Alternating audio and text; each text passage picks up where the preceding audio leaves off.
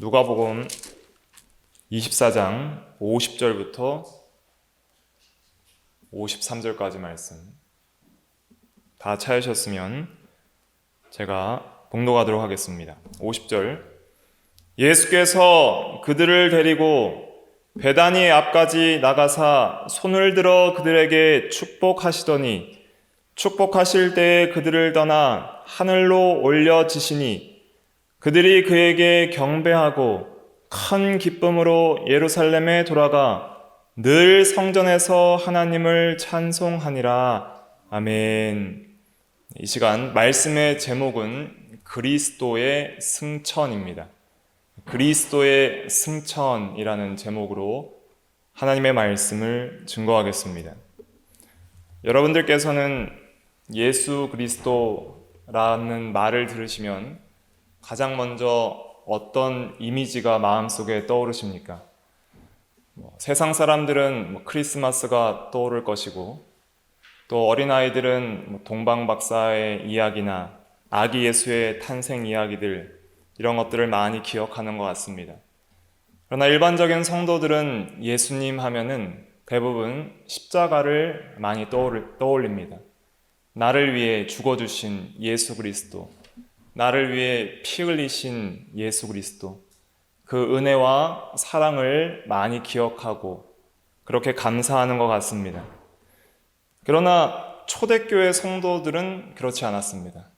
초대교회 성도들은 예수 그리스도 하면은 그들이 가장 먼저 떠오르는 이미지는 뭐냐면 부활하시고 승천하사 하나님 보좌 우편에 계신 주였습니다.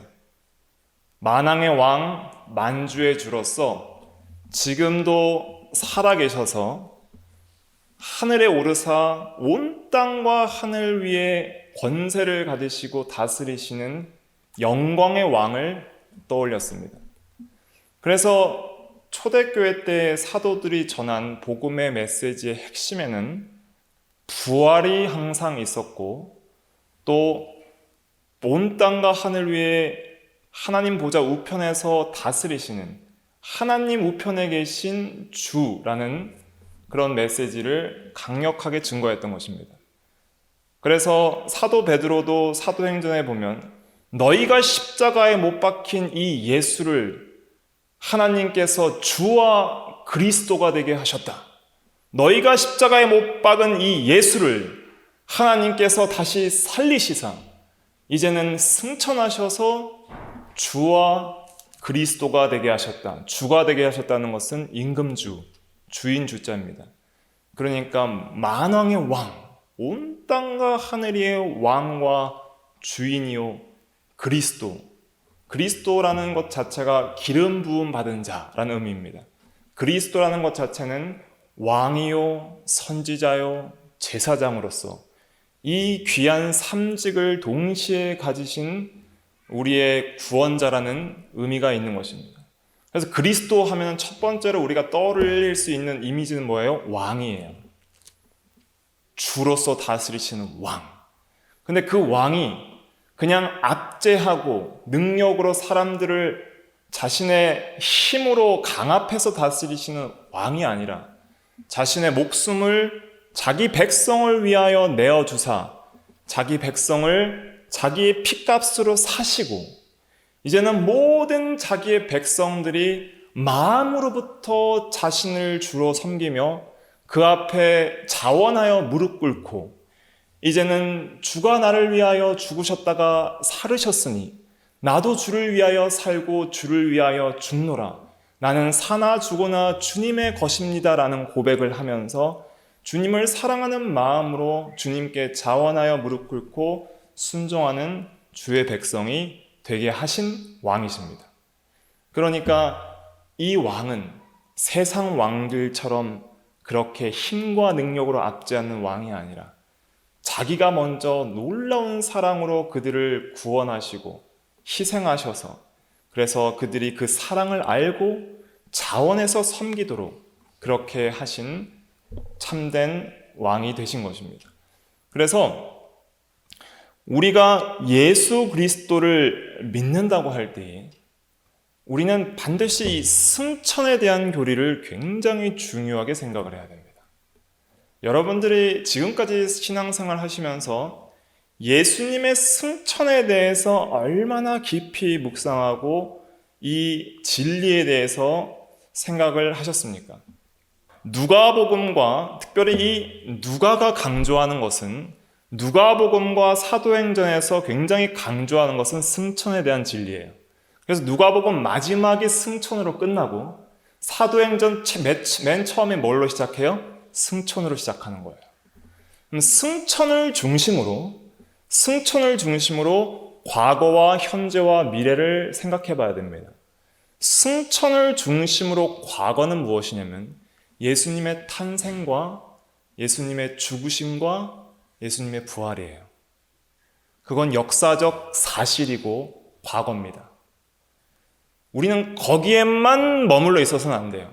비록 그것을 믿고 우리가 받아들이고 신앙하지만 단순히 과거적인 역사적 사실만을 믿고 거기에만 그치면 완전한 예수님을 믿는 신앙으로 갈 수가 없습니다. 그럼 승천의 현재적 신앙은 뭐예요? 승천 이후의 현재는 뭐예요? 예수님이 살아계심이에요. 살아계신 주. 죽었다가 사셨어요. 그리고 세세토록 살아계셔요. 살아서 어디에 계셔요? 하나님 보좌 우편에 계신다. 우리가 사도신경을 고백할 때마다 고백하는 게 하나님 보좌 우편에 앉아 계시다가 지금 현재. 승천 이후의 현재는 뭐예요? 하나님 보좌 우편에 앉아서 살아계시고 왕권을 가지시고 다스리시는 영광의 주입니다. 그게 지금 현재예요. 현재 우리가 신앙하면서 현재 우리가 주님을 믿을 때 그 주를 바라봐야 됩니다. 단순히 십자가만 바라보는 데만 그치는 것이 아니라 그것도 비록 굉장히 중요한 신앙이지만은 거기에서만 끝나는 것이 아니라 그냥 내 인생에서는 죽은 예수가 아니라 현재적으로 살아있는 주님을 바라봐야 된다는 거예요. 살아있는 주님을. 그리고 미래적으로는 뭐예요? 다시 오실 주님. 육신으로는 지금 우리와 함께 계시지 않고 승천하셨지만은 미래적으로는 다시 오실 주님을 소망해야 되는 것이죠. 그래서 이 승천이라는 것은 현재와 과거와 미래를 살펴볼 때 매우 중요한 진리인 것을 우리는 알 수가 있는 것입니다. 오늘 본문 말씀을 통해서 승천에 대해서 증거하는 진리를 간단하게 살펴보면 예수님께서 이제 베다니에서 승천하시게 됩니다. 50절 말씀에 보면 예수께서 그들을 데리고 베다니 앞까지 나가사 손을 들어 그들에게 축복하시더니 그랬습니다. 사도행전 1장에 보면 감람원이라는 산에서 승천하셨다 그랬어요. 그러니까 종합해 보면 베단이라는 동네의 감람산에서 승천하신 것입니다. 승천하실 때 모든 사람들이 보는 앞에서 승천하신 것이 아니라 자신이 사랑하시는 제자들과 자신이 사랑하는 그런 여러 형제와 자매들 앞에서 승천하셨습니다. 승천하셨을 때의 그 모습이 너무나도 사랑스러운 그런 우리를 사랑하시는 모습으로 승천하신 거예요. 두 손을 들어 그랬는데 이 손을 들어는 복수입니다. 그러니까 한 손만 든 것이 아니라 두 손을 들어서 땅에 남아있는 백성들을 떠나는 예수님께서 그들을 세상 끝날까지 사랑하시는 그 마음을 전해주시는 거예요. 내가 이제는 하늘나라로 아버지께로 올라가노라. 그러나 내가 너희를 축복하노라. 내가 세상을 이기었으니 너희는 용기를 가지고 담대하게 믿음으로 이 세상에서 믿음으로 인내하며 살아라. 내가 세상 끝날까지 너희와 항상 함께 있으리라. 두려워하지 말라. 세상을 이김은 이것이니 너희의 믿음이니라 하면서 여러 가지 말씀으로 지금까지 가르쳐 주셨던 모든 복음의 핵심 진리와 그런 귀한 말씀을 반드시 기억해야 될 말씀들을 전하시면서 하나님 이들과 함께 하시고 은혜를 내려주시옵소서. 이렇게 예수님이 두 손을 들어서 축복하시면서 이 세상을 떠나신 것입니다. 사람들이 보는 앞에서 구름을 타고 천사들의 호의를 받으면서 공중으로 들림을 받으셨습니다. 축복하실 때 두 손을 든 것은 또 작별의 의미가 있어요. 이제는 내가 떠난다. 그리고 다시 올 것이다. 그러니까 너희들은 이 세상에서 믿음으로 살아라 하면서 사랑의 작별을 하면서 그렇게 떠나신 것입니다. 그리고 하늘로 올려주셨다 그랬습니다. 51절에 보면 축복하실 때 그들을 떠났다 그랬어요. 그리고 하늘로 올려주시니, 떠났다는 것은 무슨 말씀인가? 떠났다는 것은 이제는 이 세상에 속한 역사적인 인간 예수로 우리가 믿고 따라서는 안 된다는 거예요. 이제는 이 세상에서 과거 우리와 똑같은 몸으로 탄생하셨던 인간 예수님은 더 이상 이 세상에 안 계세요.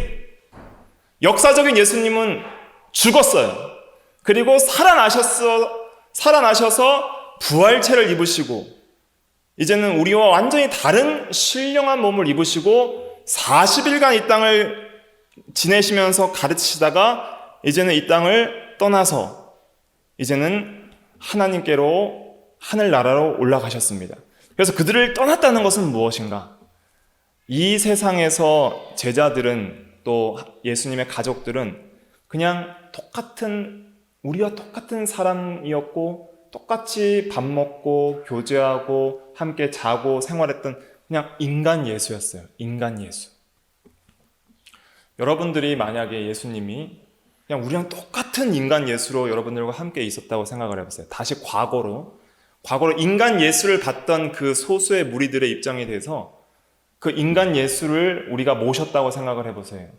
여러분들이 그 예수님을 참 하나님으로 믿을 수 있겠습니까? 그분이 전능하신 하나님과 동일하신 참 하나님으로 믿을 수 있겠습니까? 아무도 그렇게 믿지 못했어요. 제자들도 믿지 못했고 그의 형제들도 심지어 믿지 못했다 그랬습니다.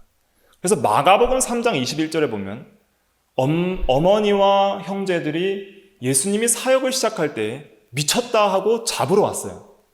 그러니까 요한복음 7장에 보면 그의 형제들도 예수님을 믿지 않았다 그랬습니다.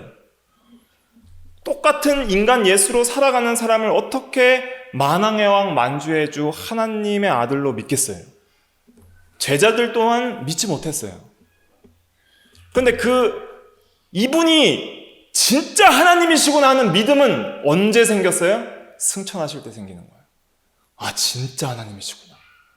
내가 3년 동안 따라다녔던 그 주님께서 죽으셨다고 낙심하여 엠마오로도 떠나고 낙심하여 내 주가 죽었다.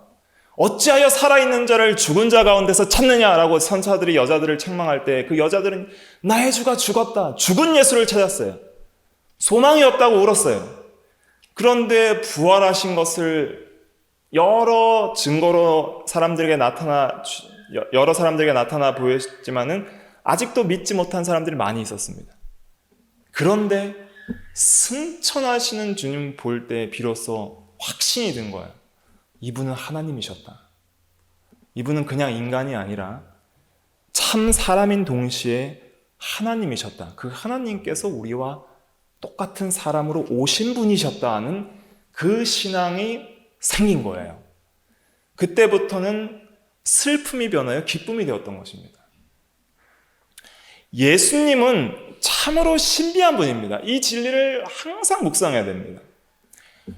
예수님은 하늘에서 내려오신 분이에요.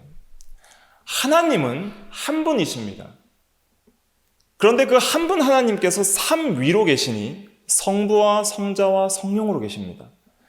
이 성부와 성자와 성령은 모두 참 하나님입니다. 성부도 참 하나님이요, 성자도 참 하나님이요, 성령도 참 하나님입니다. 성령이 보내신다, 왔다 갔다 한다고 무슨 움직이는 영체로 생각하거나 에너지로 생각해서는 절대로 안 됩니다. 그것은 성령을 모독하는 것이고 성령은 온 땅과 하늘 위에 충만하여 안 계신 곳이 없는 전능하신 성부와 성자와 동일한 본질의 하나님입니다. 하나님의 아들이라는 개념은 무엇이냐면 하나님의 아들이라는 것은 성자 하나님을 가리키는 거예요. 제2위 성자 하나님이 하나님의 아들입니다. 하나님 아버지가 계시고 아들은 하나님 아버지보다 좀 못하신 분이 아니에요. 하나님의 아들이라는 개념은 하나님 아버지와 동일하신 하나님인 성자 하나님, 참 하나님을 가리키는 거예요. 그 성자 하나님이 창세 전부터 삼위일체 성부와 성령과 함께 완전한 하나님으로 함께 계셨는데, 어느 시점에 그 하늘에 계신 성자 하나님, 하나님의 아들이 이 땅에 오시게 됩니다. 그것이 2000년 전에 예수님의 성육신이에요. 예수님이 응애하고 마리아의 뱃속에서 성령으로 잉태하여 태어났을 때 사람들은 그냥 인간인 줄 알았습니다. 그냥 나사렛 출신 예수인 줄 알았어요. 아무런 흠모할 게 없었어요. 모습도 뭐 영광스럽지 않고 생김새도 더 특별한 것도 없고, 그러나 그 예수가 말씀하신 놀라운 권위의 말씀과 기적 사건들을 통해서 많은 사람들과 제자들이 예수를 추종하기 시작했습니다. 그런데 예수님이 죽으셨어요. 죽으셨기 때문에 사람들은 그 예수가 진짜 메시아요, 우리를 구원할 그리스도요, 왕이라고 생각을 하지 않은 거예요. 제자들도 예수님을 따랐습니다. 요한과 야고보는 주여, 주님의 나라에서 저와 요한과 야고보를 좌우편에 앉게 해주소서. 이것은 무슨 말이냐면, 이 세상 나라를 정복하고 이 세상 나라의 임금이 됐을 때 우리도 벼슬 한 자리씩 주세요, 이런 말이에요. 그렇게 세속적 관점에서 인간 예수를 믿고 따랐습니다. 그가 하나님의 아들이고 참 하나님이라는 사실은 시간이 가면서 점점 깨닫게 된 것이지, 처음부터 예수님이 하나님 아버지와 동일 본질이신 하나님의 아들로서는 믿지 못했던 거예요. 좀 더 능력 있는 권능의 선지자인 줄 알았지. 점점 주는 그리스도시요 살아계신 하나님의 아들이시니다 했을 때에도, 베드로의 고백을 그렇게 했을 때에도 우리가 확실히 믿는 완전하신 하나님으로 그렇게까지는, 죽었다가 부활하실 수 있는 그런 능력의 주로 그렇게까지는 믿지를 못했던 것입니다. 그런데 그 예수님께서 죽으셨어요. 죽었을 때에 흑암이 들어왔고 슬픔이 들어왔고 낙심이 들어왔습니다. 우리가 예수를 그냥 죽은 예수로만 믿으면 그렇게 됩니다. 만약에 우리가 부활이 없다면 고린도전서 15장에서는 우리가 세상에서 가장 불쌍한 사람이라고 그랬어요. 왜냐하면 소망이 없기 때문이에요. 차라리 내일 죽을 터이니 먹고 마시자라고 사는 사람들이 더 행복한 사람들이에요. 우리는 소망을 가지고 경건하게 살고자 핍박을 받고 이 세상에서 하지 않고 절제하고 여러 가지 믿음으로 살면서 세상에서 손해보이기 때문에 오히려 부활이 없으면 우리는 세상에서 가장 불쌍한 사람들인 거예요. 그래서 그냥 단순히 죽은 예수님만 믿는다면 우리같이 불쌍한 사람이 없어요. 처음 인간 예수님이 죽었을 때 제자들의 마음이 그랬던 거예요. 그런데 예수님이 다시 살아나셨습니다. 사망을 이기시고 살아나셨어요. 그렇게 살아나신 예수님은 전과는 다른 육신을 입으셨습니다. 신령한 몸을 입었어요. 그래서 예수님이 함께 있어도 제자들이 못 알아봤어요. 그만큼 영광스러운 육체를 입으셔서 쉽게 믿음의 눈을 뜨지 않고는 물질적인 예수님의 몸을 봐도 알아보지 못하는 그런 영광스러운 육신을 입으셨던 것입니다.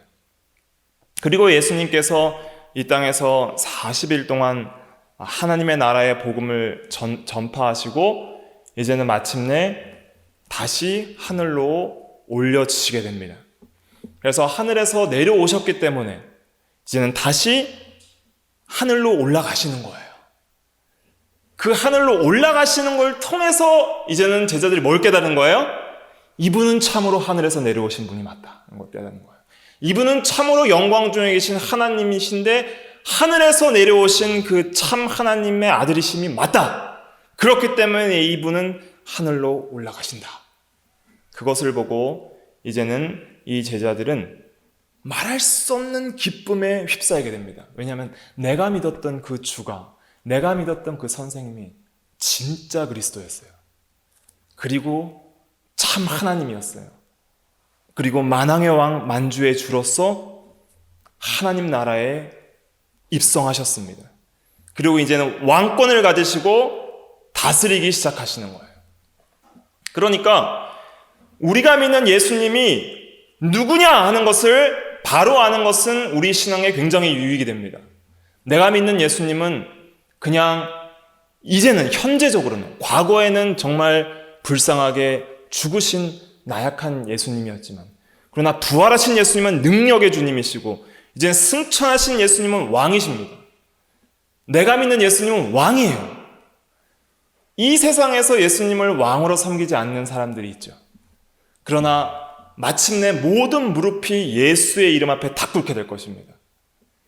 예수를 믿는 성도들은 자원해서 사랑하는 마음으로 꿇는다면 예수님이 재림하실 때에 예수를 끝까지 배척한 믿지 않는 사람들은 철장으로 질그릇을 깨트림같이 깨트리신다 그랬어요. 무릎을 다 깨트려 버리셔서 강제로 무릎 꿇고 주라 시인하게 할 것입니다. 그것이 빌립보서 2장에 또 나와 있습니다. 빌립보서 2장 10절에 보면 하늘에 있는 자들과 땅에 있는 자들과 땅 아래에 있는 자들로 모든 무릎을 예수의 이름에 꿇게 하시고 모든 입으로 예수 그리스도를 주라 시인하여 하나님 아버지께 영광을 돌리게 하셨느니라 그랬습니다. 모든 무릎이 예수의 이름 앞에 꿇게 될 것입니다. 그 전능하신 하나님께서 바로 우리 주 예수 그리스도입니다. 예수는 인간 예수의 이름입니다. 그러나 그리스도는 왕을 가리키는 거예요. 또 제사장과 선지자의 직을 가리키는 것입니다. 기름 부음 받은 자, 주님을 가리키는 것입니다. 그래서 그 예수님께서 우리를 떠나셨어요. 전에 인간 예수로 역사적인 이 세상에서 역사적으로 계셨던 때에는 육체적으로 함께 있었지만은 그들을 떠난 이후에 이제는 승천하셔서 하나님 보좌 우편에 앉아 계신 그 예수를 이제 우리가 오늘날 믿은 바울처럼, 그리고 신약 교회의 성도들처럼, 우리들처럼 지금은 하나님 보좌 우편에 앉아서 살아계신 그 예수를 믿는 우리들은 이제는 육체적으로 예수님을 보지 못합니다. 그러나 우리는 예수님을 믿고 알게 되는 것입니다. 믿음의 눈으로 이제는 예수님을 알고 사랑하고 그 다음에 예수님에게 온전히 순종하는, 그의 통치에 복종하는 그의 백성으로 살아가게 되는 것이죠. 하늘로 올려주셨다 그랬습니다. 하늘로 올려주셨다 그랬는데 하늘은 어디에 있을까요? 하늘. 여기서 말하는 하늘은 바울이 말한 3층천, 셋째 하늘과 같습니다. 첫째 하늘은 우리가 보는 이 대기권의 하늘이고, 둘째 하늘은 우주라고 말하는 사람들도 있고, 또 이 세상의 어떤 정신계, 이런 정신을 지배하는 세계, 그것을 가리킨다고 말하는 사람도 있습니다. 그런데 하늘에 계신 우리 아버지 할 때 그 하늘은 보이지 않는 곳이에요. 하나님만 홀로 영광 받으시는 보이지 않는 세계입니다. 셋째 하늘입니다. 이 세상에 속한 세계가 아닙니다. 예수님이 하늘 위로 올라가셨다고 저 먼 우주로 가신 게 아니에요. 우리보다 더 위에 있는 보이지 않는 세계로 올라가셨다는 것을 상징적으로 보여주신 것뿐입니다. 이 세상에 속하지 않았다 그랬습니다. 내 나라는. 이 세상에 속하지 않은 보이지 않는 세계인 하늘 나라로 올라가셨습니다. 그것이 천국입니다. 그래서 골로새서 1장에 보면 보이는 것들과 보이지 않는 것들을 창조하셨다 그랬어요. 하나님께서 하늘과 땅을 창조하셨을 때 이 세상과 우주를 창조하셨지만 또 보이지 않는 세계인 하늘이라는 곳을 창조하셨습니다. 그것은 실제적으로 존재하는 장소요, 성도들이 죽으면 영혼이 들림을 받는 실제적 장소입니다. 그 하늘에 올라가셨습니다. 올라가셨다는 것은 무엇이냐면 온 땅과 하늘 위에 가장 높임을 받으시는 자리에 올라가셨다는 것입니다. 예수보다 더 높은 분이 없어요. 그리고 하나님 보좌 우편에 앉으셨습니다. 하나님 보좌 우편에 앉으셨다는 말 한번 제가 읽어드리면 여러 군데에 있는데 로마서 8장에 보면 로마서 8장 34절 말씀, 로마서 8장 34절 말씀 한번 찾아보겠습니다. 신약성경 250페이지 로마서 8장 34절 같이 읽어볼게요. 시작. 누가 정죄하리요? 죽으실 뿐 아니라 다시 살아나신 이는 그리스도 예수시니 그는 하나님 우편에 계신 자요 우리를 위하여 간구하시는 자시니라. 아멘. 죽었다가 다시 살아나셔서 세세토록 살아있어 하나님 우편에 계셨다 그랬습니다. 하나님 우편은 어디입니까? 하나님께 우편이 있나요? 하나님은 영이십니다. 그리고 하나님은 그냥 스스로 계신 분이라서 어떤 한 장소에 구속받는 분이 아닙니다. 그럼 하나님께는 의자도 없을 것이고 하나님은 좌우편이 없는 분이에요. 그럼 하나님 우편은 상징적인 의미입니다.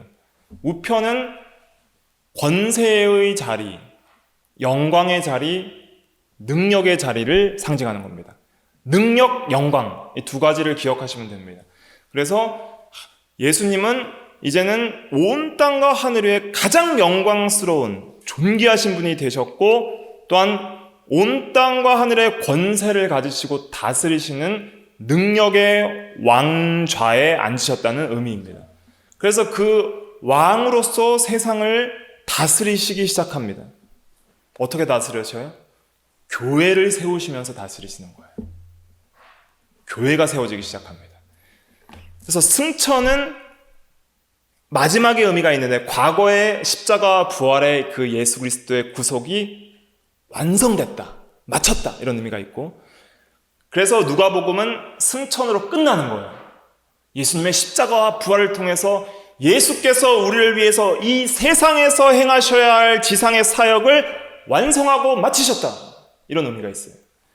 그리고 사도행전에서는 승천으로 시작하는 이유가 뭘까요? 승천을 통해서 교회가 시작되는 겁니다. 승천을 통해서 새로운 시작이 열려요. 교회가 시작됩니다. 그리고 그 모든 교회 성도들은 주 예수 그리스도를 왕으로 섬기게 됩니다. 그래서 신약교회 성도들은 예수하면 왕이에요. 예수하면은 부활하시고 살아계셔서 하나님 우편에 앉아 계신 왕이에요. 예수하면 다 그 무릎 앞에 꿇고 경배하는 백성이 되는 겁니다. 그래서 이들은 52절에 보면 그에게 경배하고 큰 기쁨으로 예루살렘에 돌아가 늘 성전에서 하나님을 찬송하니라 그랬습니다. 경배했다는 건 뭐예요? 이제는 왕으로 섬기기 시작했다는 거예요. 경배하고 예배하기 시작했습니다. 늘 성전에서 하나님을 찬송하니라 예배하기 시작했습니다. 하나님만을 가장 높이고 하나님만을 믿고 사랑하고 하나님께만 영광을 돌리기 시작했습니다. 이 세상에 어떤 그런 죽음의 위협과 걱정, 근심 다 사라지고 이제는 큰 확신과 담대함으로 하나님을 경배하는 자들이 되었습니다.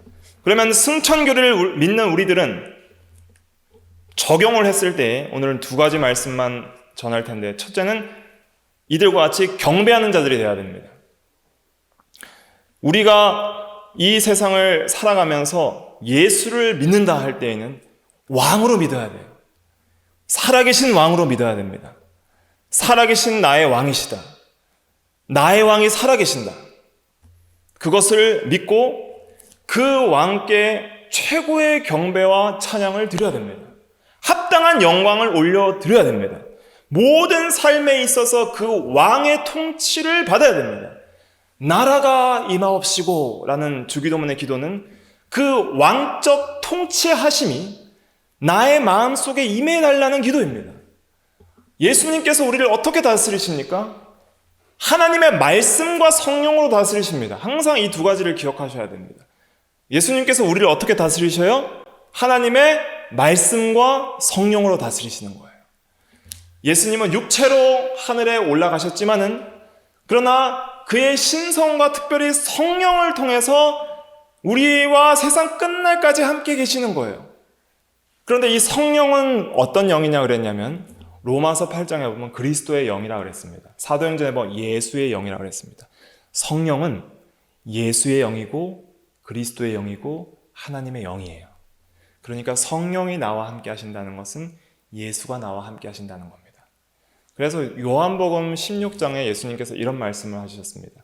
내가 너희에게 떠나가는 것이 유익하니, 승천하는 것이 유익하니 그러면 내가 너희에게 보혜사를 보내리라. 내가 잠깐 너희를 떠나겠으나 내가 너희를 고아와 같이 버려두지 않고 내가 너희에게 다시 오리라. 그것은 예수님께서 승천하셨을 때에 보내주실 성령을 가리킴입니다. 그 성령을 우리가 동일하게 받은 거예요. 그러니까 내가 예수를 믿을 때에 우리 안에 성령이 계심을 믿어야 됩니다. 그것은 신비예요. 우리 안에 성령이 계심을 믿어야 됩니다. 성령께서 먼저 우리의 영혼을 살리시는 거예요. 그래서 우리가 영혼이 살아났기 때문에 하나님의 계심을 인식하기 시작하는 겁니다. 살아있어야 뭐가 있는 줄 알잖아요. 그러니까 살아나니까 주 예수 그리스도께서 사시고 나의 왕이시다. 삼위일체 하나님께서 살아계시고 온 땅과 하늘 위에 충만하시며 그분만 홀로 참 신이시며 왕이시다라는 신존재 인식이 생깁니다. 신존재 인식이 생깁니다. 그것이 영혼이 살아난 증거예요. 그리고 그 주 예수 그리스도께 복종하고 순종하고 사랑하는 마음이 생기기 시작합니다. 그래서 사랑하는 마음으로 경배하기 시작합니다. 그것이 믿음으로 결국 영혼이 구원받은 성도들의 삶이에요. 그런데 그렇게 이제 왕으로 섬기는 이 삶은 우리에게 큰 기쁨을 가져다 줍니다. 하나님의 성령과 말씀의 통치에 복종하고 하나님을 경배하는 사람들에게 주시는 놀라운 은혜가 있는데 그것은 큰 기쁨입니다. 그 52절 오늘 읽은 본문 말씀 52절 말씀 같이 53절까지 다시 읽어볼게요. 시작. 그들이 그에게 경배하고 큰 기쁨으로 예루살렘에 돌아가 늘 성전에서 하나님을 찬송하니라. 아멘. 우리가 예수님이 살아계신 때문에 기뻐해야 됩니다. 이게 굉장히 중요합니다. 우리가 너무 지식적으로만 신앙생활을 하거나 너무 형식적으로만 신앙생활을 하다 보면은 우리의 마음은 아무런 감동도 없이 그냥 껍데기로만 종교생활을 하게 됩니다. 그런 모든 것들을 극복하고 매일 풍성한 즐거움과 기쁨으로 생명력 넘치는 신앙생활을 하려면 살아계신 주님을 항상 바라보고 찾고 사랑해야 돼요. 우리가 왜 신앙생활이 어렵냐면 예수님이 눈에 안 보이니까 그런 거예요. 그런데 쉬운 예를 들면 어떤 예를 들면 좋을까 생각을 해봤는데 이런 경우가 있습니다. 장거리 연애를 하는 연인들이 있잖아요. 그러니까 서울에 살고 뭐 제주도에 살거나 뭐 부산에 살거나 장거리 연애를 하는데 오랜 연애 기간 동안에 결국 결혼을 하는 연인들이 있습니다. 그런 사람들은 어떻게 그것이 가능할까? 오늘날은 뭐 화상 전화도 하고 전화 통화도 하고 하지만 과거에는 그런 게 없었잖아요. 서로 주고받는 것이 유일한 게 뭐예요? 러브레터, 사랑의 편지. 오랜 기간 동안 사랑의 편지가 갔다가 그 편지를 읽고 또 답장을 써서 보내고 그렇게 하면서 눈으로는 볼 수 없지만은 서로의 마음이 전달이 됩니다. 무엇을 통해서요? 편지를 통해서. 그러면서 보지 못해도 사랑하는 거예요. 그렇죠? 보지 못해도 마음이 전달되는 거예요. 실제로 우리가 인간의 어떤 사랑의 관계 속에서도 그런 것이 가능합니다. 근데 그게 실제가 되려면 어떻게 해야 될까요? 한 번도 보지 못했는데 단순히 편지만 주고받았는데 결혼하는 사람도 있어요. 그런 이야기들 들어보셨나요? 한 번도 못 봤는데 어떻게 그 사람을 사랑할 수가 있죠? 그 사람이 살아있기 때문입니다. 그렇죠? 그냥 가상의 인물이 아닌 거예요. 이 현실 속에서 나와 함께 살아있는 거예요. 그 어떤 장소에 있든지 보진 못했지만 살아있는 거예요. 그 살아있는 사랑의 대상자가 나에게 사랑을 전해주고 그 사랑의 마음을 전달해 주니까 그 마음을 내가 받고 알게 되고 그 다음에 나도 그 마음을 가지고 그 사람을 사랑하기 시작하는 거예요. 그러면서 사랑이 커지는 겁니다. 그런 것처럼 예수님께서는 우리에게 사랑을 전해주셨습니다. 그리고 예수님의 마음을 다 주셨어요, 우리에게. 그것이 십자가의 사랑이요, 우리를 위해서 죽어주신 사랑입니다.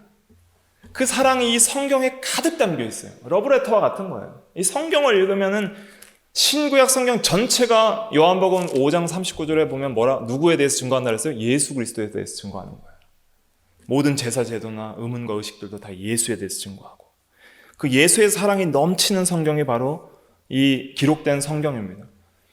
그러면은 이 성경을 통해서 우리가 믿음으로 이것을 읽을 때에 안 계신 주가 아니라 살아계신 주를 우리가 사랑해야 됩니다. 그 주님께 우리의 마음을 드려야 됩니다. 실제적으로 우리가 주님께 마음을 드리지 않으면 우리의 신앙은 아무 무용지물이 될 때가 많이 있어요. 진짜 내 마음을 고백하고 주님 사랑합니다, 주님을 찾습니다, 주님께 내 마음과 삶을 드립니다, 진심으로 하나님께 사랑을 감사하고 그렇게 기뻐할 때에 실제적으로 하늘에서 살아계신 그 주님께서 나에게 큰 사랑과 은혜를 부어주십니다. 인간들은 떨어져 있어서 마음은 전달될지 몰라도 실제적으로 어떤 은혜를 줄 수는 없어요. 실제적으로 줄 수는 없어요. 선물을 택배로 보낼 수는 있겠죠. 그러나 실제적인 어떤 살아있게 하는 힘과 생명과 어떤 은혜들을 부어줄 수는 없습니다. 그러나 하나님은 살아계시고 전능하시고 성령으로 또한 그의 신성으로 온 땅과 하늘에 충만하실 뿐만 아니라 우리 안에도 계시기 때문에 우리는 이제는 실제적 은혜를 받을 수가 있는 거예요. 그것을 성령적 실제적 은혜라 그럽니다. 한번 따라해 보실까요? 성령적 실제적 은혜. 그게 이제 영적이라는 의미예요. 영적. 그러니까 영적인 은혜를 받는다 할 때는 성령을 통해서 주신다는 거예요. 보이진 않지만은 실제적으로 우리가 은혜를 받고 사랑을 받고 느끼는 거예요. 평강을 얻고, 그것이 실제적으로 살아계신 하늘에 계신 주님께서 살아계셔서 우리에게 주시는 기쁨과 평강과 은혜와 확신과 이런 것들을 주시는 겁니다. 그래서 이런 실제적인 은혜를 누리려면 반드시 큰 기쁨으로 즐거워하며 살아계신 주님을 사랑해야 됩니다. 살아계신 주님을 마음을 다해서 반드시 사랑해야 됩니다. 그러니까 항상 기억을 하세요. 주님은 뭐 하신다? 살아계신다. 어디에 계신다? 하나님 보좌 우편에 살아계신다. 그 하나님께서 그의 성령을 통해서 우리와 함께 계신다. 그리고 그 주님은 나를 자신을 내어주시기까지 사랑하신 주님이시다. 그러므로 나도 이제는 주님을 사랑합니다. 주님을 사랑합니다. 하고 내 마음을 진심으로 드릴 때에 비로소 큰 기쁨을 얻을 수 있는 것입니다. 그 사랑의 세계에 들어가고 사랑이 커지는 거예요. 이 기쁨이라는 것은 사랑의 관계 속에서 나오는 그 기쁨을 말하는 거예요. 사랑의 관계 속에서 그 사랑이 더욱 풍성해지고 자라남을 따라 오는 그 기쁨. 우리가 누군가를 사랑하고 교제하면 더 기뻐지잖아요. 그 교제의 깊이가 더 깊어질수록 더 기뻐지는 거예요. 그래서 우리가 예수님을 사랑할 때 우리는 놀라운 기쁨으로 즐거워할 수 있게 됩니다. 마지막으로 우리 한 구절 찾아보고 마치겠습니다. 베드로전서 1장 제가 읽어드려도 되는데 1장 8절부터 9절입니다. 베드로전서 1장 8절부터 9절.